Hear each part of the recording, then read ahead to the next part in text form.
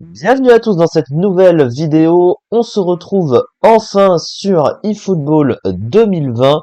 Et oui, ça faisait longtemps que je voulais faire ça en vidéo sur une autre de mes passions. Donc du coup, ce que j'expliquais sur la vidéo précédente de préparation globalement pour vous expliquer un petit peu ce qui allait venir. Et du coup, sur le football, et on se retrouve donc sur eFootball 2020 qui sera notre jeu principal pour faire toutes nos séries de foot pour l'instant, puisque j'ai expliqué que les autres jeux ne m'intéressaient pas pour ça, et puis le contenu qu'il me faut. Et sur ce jeu, je vous expliquerai au fur et à mesure tout ce qui s'y passera, tout ce que l'on fera. Lors de la première vidéo qui était la vidéo d'introduction où nous avons effectué un tirage au sort d'une compétition, d'une Coupe du Monde qui fera office de première partie de Let's Play pour une grande série qui s'annonce parce que ce n'est qu'un début évidemment. On commencera donc, et on a déjà commencé par une Coupe du Monde, pardon, je vais y arriver. Ensuite, on fera une Coupe d'Europe, bien sûr, et ensuite, on s'occupera des matchs de club. On sera amené à faire sûrement d'autres matchs par la suite. On verra ça, en tout cas. Voilà comment je prévois de faire les choses. Et du coup, tout d'abord, une Coupe du Monde. Donc, comme je l'ai dit précédemment sur ma première vidéo, nous avons tiré au sort les matchs éliminatoires où le but est de se retrouver à la première place de notre groupe qui est directement qualificative pour la phase finale de la Coupe du Monde où 32 équipes seront qualifiées. Alors, je n'ai pas expliqué sur le tableau les autres continents pour les qualifier, puisqu'il n'y a pas que l'Europe. Moi, je suis dans les éliminatoires de la zone Europe parce que c'est l'équipe de France, évidemment, mais il y a les autres nations. Mais de toute façon, on fera un tirage au sort pour ça par la suite, ne vous en faites pas. Pour l'instant, on s'occupe des éliminatoires dont le tirage au sort a été fait sur la première vidéo. Et du coup, on va commencer le premier match et je vais vous expliquer au fur et à mesure. Déjà, les interfaces que l'on voit ici. Alors, pour les interfaces qui concernent les matchs en ligne, ils ne sont plus disponibles parce que le jeu commence à devenir trop vieux. Bah, il est déjà trop vieux. 2020, évidemment, on est en 2023. Donc, les matchs en ligne, tout ce qui se passe en ligne, ça a été coupé. Donc ça, on ne va pas en parler. Donc ça veut dire que la partie eFootball et la partie MyClub, on s'en préoccupe pas. Ce qui va nous intéresser, c'est trois choses. La partie coup d'envoi, on va pouvoir faire tous nos matchs comme on veut. La partie Ligue des Masters pour les clubs et la partie paramètres pour modifier les joueurs. Ça, c'est extrêmement important.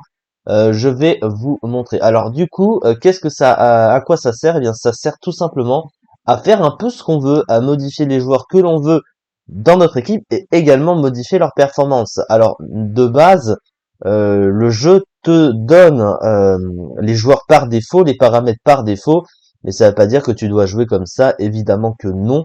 Moi, j'ai modifié, bien modifié pour que mon équipe soit adaptée à ce que je veux faire, tout simplement, et aux compétences des joueurs. Donc là, pour l'instant, c'est pour l'équipe de France, bien sûr. Donc, si on veut modifier un joueur de l'équipe uniquement dans la liste, alors je rappelle qu'il y a 23 joueurs dans l'équipe, eh bien on va sur la sélection nationale concernée et vous voyez qu'ici on a déjà les joueurs. Ça, ce sont les joueurs que jusque-là j'ai décidé de jouer, hein, c'est mon choix à moi. Je suis parti sur 6 milieux de terrain, 7 attaquants ainsi que 8 défenseurs et 2 goals. J'ai décidé d'en prendre 2 au lieu de 3.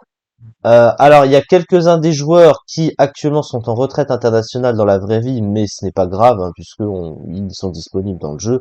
On peut tout à fait les jouer. Cela étant, je vais peut-être changer un des milieux de terrain pour prendre un attaquant à la place, parce que c'est vrai que si milieu de terrain, c'est pas forcément très utile. Alors pourquoi? Alors, c'est vrai qu'il y a plein d'explications à ce niveau. Chacun a sa manière de jouer.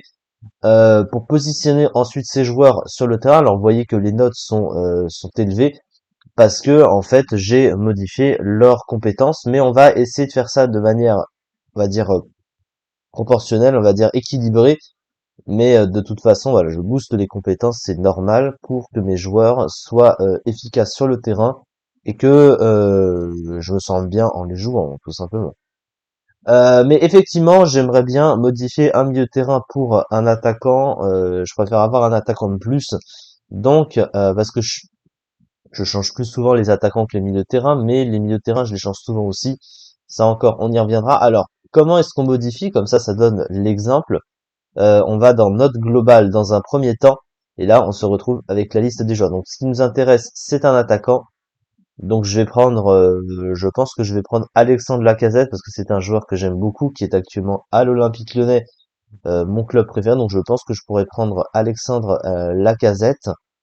Et c'est ce que je vais faire d'ailleurs, hein. Donc là, j'ai toute la liste avec les notes, toutes les indications qui sont à côté. Donc je vais pas vous faire un détail complet pour l'instant de tout ce qu'on retrouve à côté. Là, on va faire ça pas à pas. Donc voilà, 5 milieux de terrain et mes 8 attaquants, c'est exactement ce que je souhaite. Donc voilà pour ça. Maintenant, si on veut modifier un joueur en particulier, eh bien on va dans joueur, on va dans modifier joueur et on va tout de suite se retrouver euh, eh bien dans Europe, hein, si on veut modifier, donc là en l'occurrence pour l'équipe de France, on prend par exemple William Saliba, hein, c'est un exemple, et on va dans capacité pour modifier ce qu'on souhaite. Voilà, capacité c'est ici.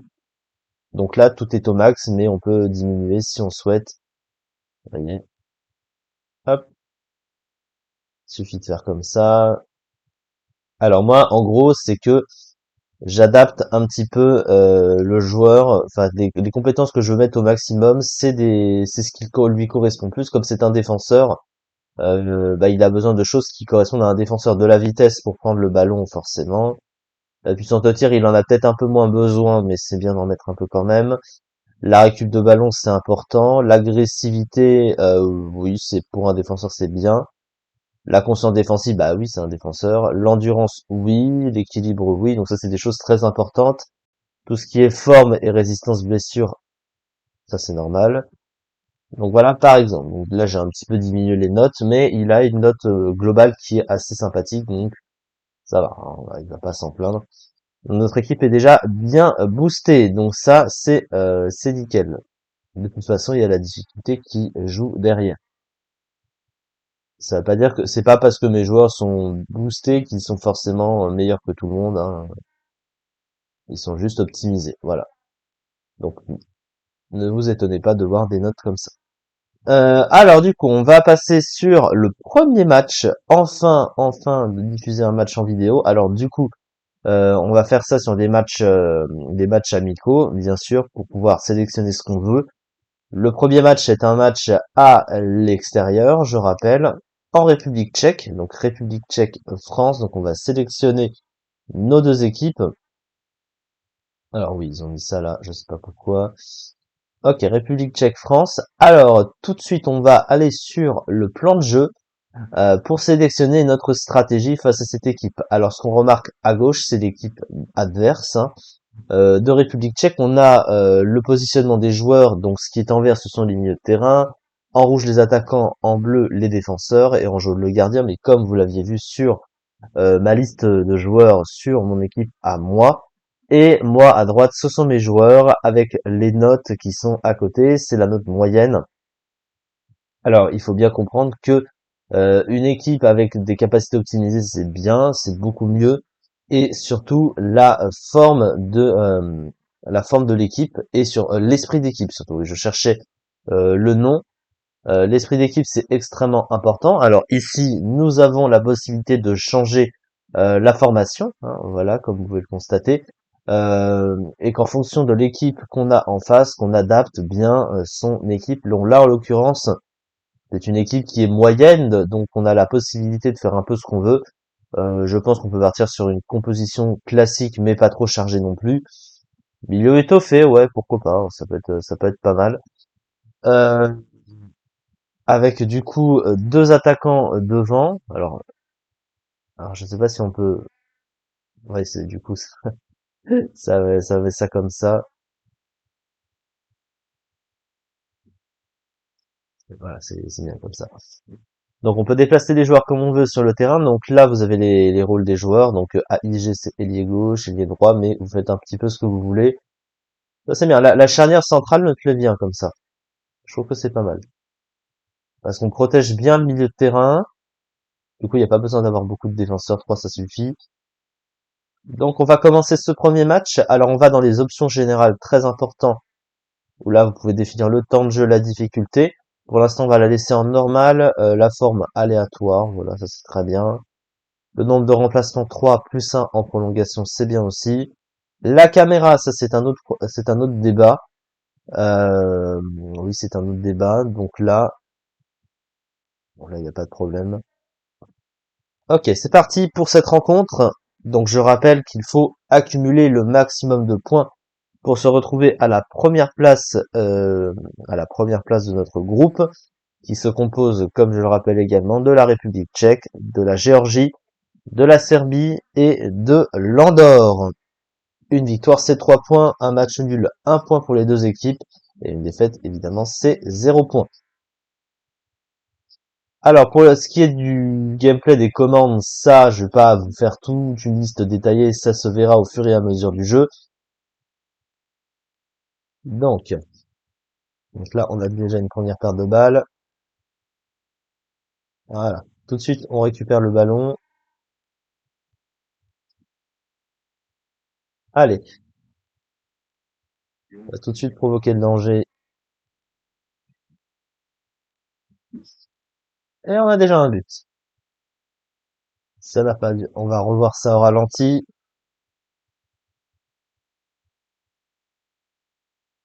Voilà.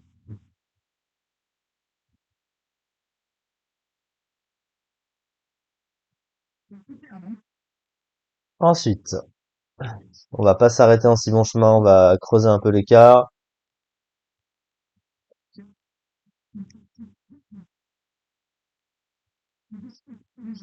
Voilà. On ressort tout de suite le ballon. On les laisse là. Oh. Oh, il a anticipé. Ok. Le goal a pu venir sur le ballon. Donc, il n'y a pas de souci.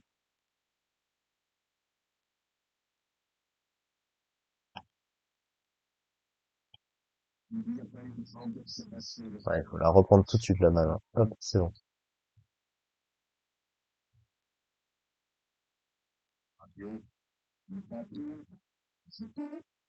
Cette fois, le goal est sur le ballon.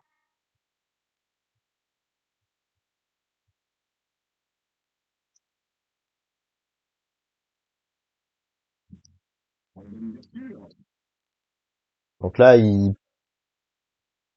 sont sur une phase de possession.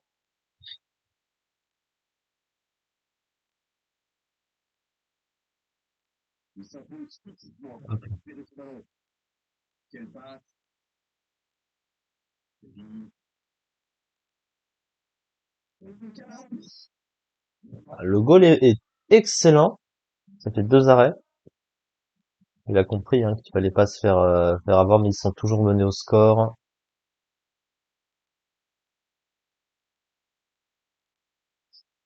Ah, il y a un de mes propres joueurs qui m'a gêné.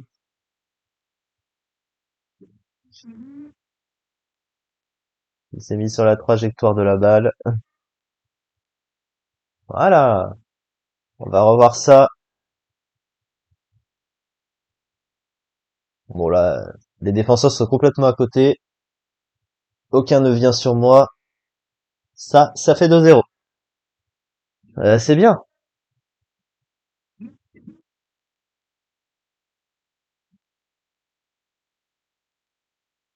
Et à la mi-temps.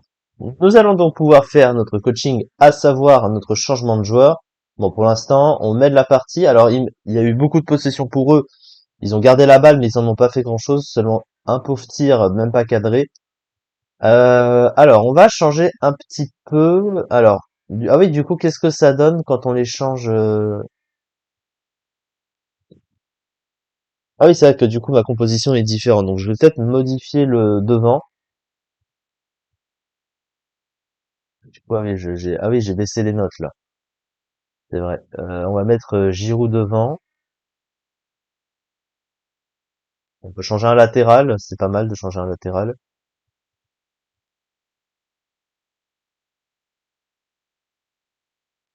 Ouais, non, ça me plaît pas vraiment. Ouais, on va changer un latéral par lui. Ouais, c'est pas mal de changer les côtés. On va laisser Mbappé devant. Mbappé, c'est ma carte maîtresse, donc ça, on le touche pas. Bah, je remodifierai ce que j'ai, ce que j'avais modifié avant.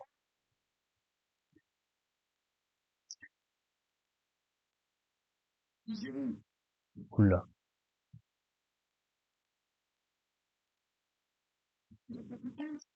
mince.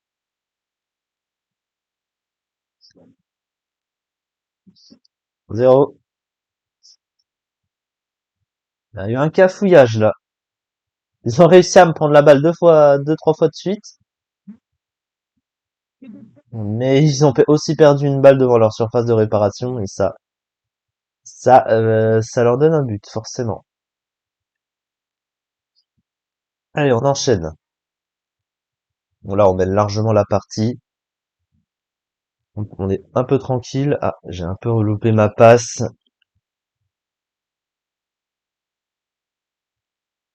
Je vais mettre un peu plus de précision dans mes passes. Ça, c'est important.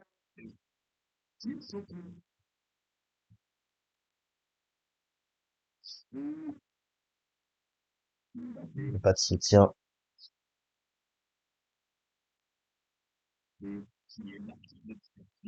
Voilà. On va revoir ça. 4-0 au score.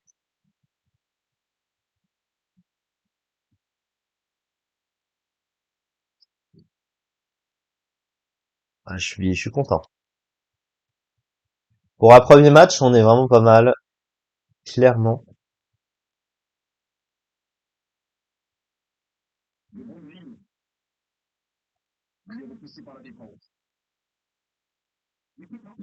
5-0.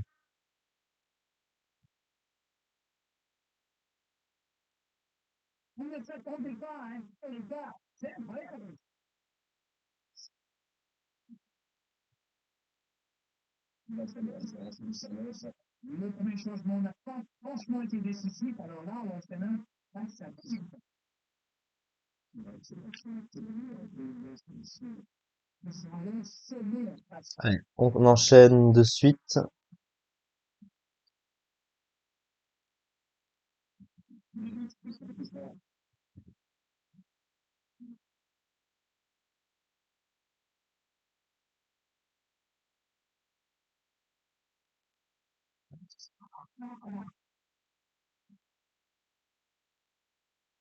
Le soutien. J'aurais dû faire revenir ma balle. Pas de ma surface de réparation, mais parce que je m'attendais au soutien, hein, surtout le soutien qui monte pas. Voilà, bah là, il monte. Oula. Très bonne action du défenseur qui vient sur la trajectoire. J'aurais dû lober ma balle. Allez. Voilà, j'ai pas d'espace pour tirer. Mais là, j'en ai un. Ok, Bastille encastre définitivement 6-0, hein. On peut difficilement faire plus mal. Bon, on aurait pu faire plus mal, mais c'est quand même déjà bien gratifiant.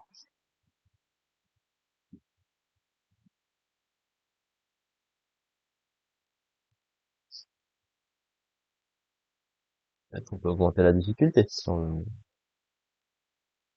Voilà, fin de cette rencontre, 6-0 à l'extérieur contre la République tchèque. C'est une large victoire et pour un premier match d'introduction, quoi de mieux que démarrer de cette façon-là avec un si beau match. Merci beaucoup de m'avoir suivi pour cette rencontre et évidemment pour toutes les autres choses qu'il y aura à découvrir sur ce jeu. Je vous les montrerai au fur et à mesure, ne vous en faites pas. En tout cas, j'espère que cette vidéo, ce premier match vous a plu. On a donc déjà 3 points offerts d'entrée de jeu. On se retrouve la prochaine fois pour les matchs suivants. Le match qui nous attend à présent, c'est un match à l'extérieur, une fois encore, face à la Géorgie, qui sera une équipe plus faible, hein, bien plus faible que la République tchèque. Donc normalement, on devrait pas avoir de soucis. A priori, En tout cas, on verra ça. Merci beaucoup de m'avoir suivi une fois encore et on se retrouve très vite pour la suite de ces éliminatoires et de nos merveilleux matchs.